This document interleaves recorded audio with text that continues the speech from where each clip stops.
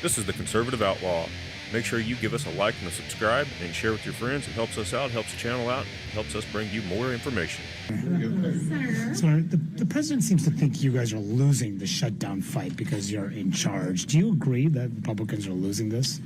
Well, listen, I think we need to reopen the government, and I'll leave the assessment of blame to other people, but when you've got 42 million people who are going without food assistance, almost 750,000 in my state, when you've got people who are missing their paychecks, air traffic controllers, members of the military, FBI, I mean, this is real suffering, and it needs to end. It needs to end as quickly as possible. And the president must have said that 20 times today. But he also said that the shutdown was part of the reason Republicans did so poorly last night. I mean, do you think that the shutdown played a role in the election?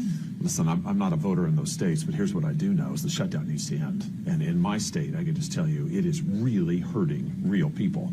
This is why I've offered a bill to pay those SNAP benefits, because people need the assistance, 42 million people. I mean, this is becoming a humanitarian crisis, and I think we have got to end this ASAP. But sorry, I just want to get an understanding. It sounds like the president told you all privately that the shutdown, that the dynamics last night showed that the shutdown, you guys were getting killed, is the phrase.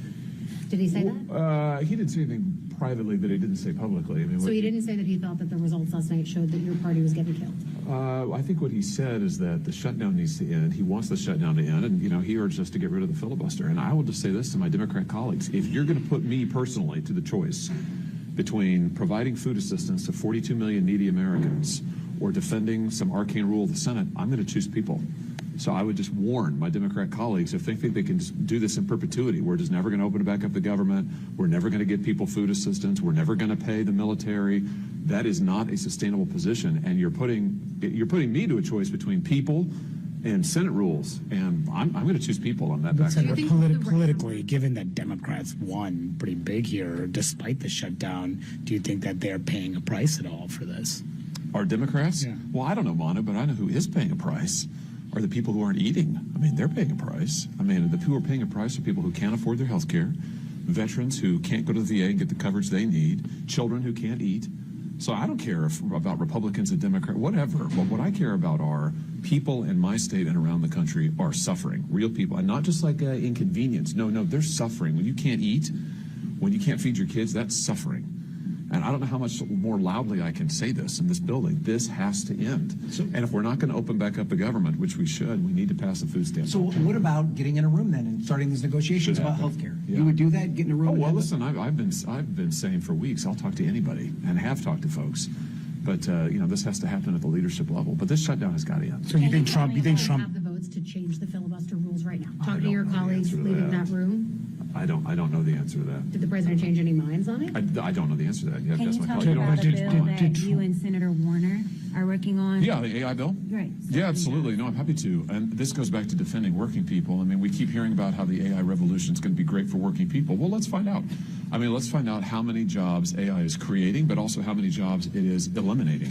I think having the data, who can argue against having the data? I'll be real interested to see if these AI companies come out and support this bill. Because if they're serious about actually doing something for the American worker, they'll support this legislation. They'll say, absolutely, we are happy to tell you exactly how many jobs are being lost and how many are being created. But I'm not holding my breath, because I think the truth is that they are on track to eliminate a whole bunch of jobs, AI is, and not replace it with anything. And that is a huge problem. If AI is going to be good for the country, it's got to work for working people. So just to get back on your call for negotiations, do you think it's time for congressional Republican leadership to meet with congressional Democratic leadership? Manu, I can only speak for I can only control me. But what I'm saying is that I'm happy to talk to anybody. And I just hope when it comes to my Democrat colleagues, obviously I've talked to them at length about food assistance. It's a bipartisan bill. Half their caucus is on that bill now. But beyond that, I just plead with them. I know that people are reading the election results, and I know a lot of Democrats are saying, "Oh, this means that we're winning." Well, who's not winning are people who aren't eating. That's who's not winning. So let's redirect our focus here to who's winning and who's losing. And who's losing are working people and needy children. They're losing.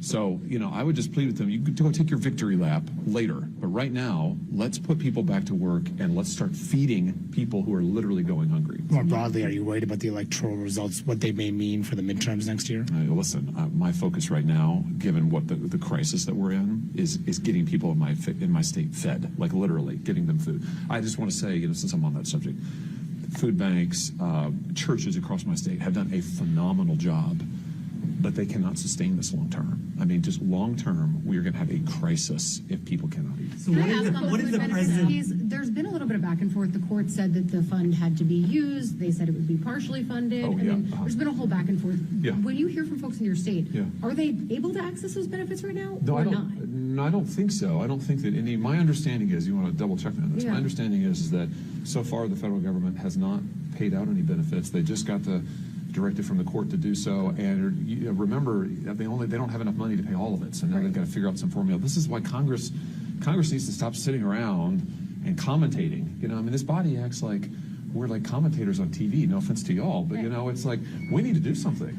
And it's not going to work to say to the president or whomever, well, you do that, whatever. We have to appropriate the money.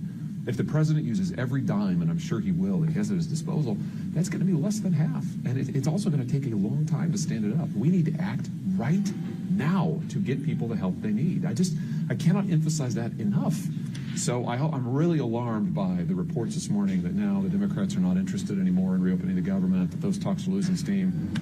You know, I mean, what is it going to take in terms of just sheer human suffering for this to come to an end? So It's what been does 30 that years. show During the president- breakfast at all, the whole back and forth on SNAP and what the White House is going to do? Did you ask? That didn't come up at all during the breakfast. So can you take us through what happened after the cameras left?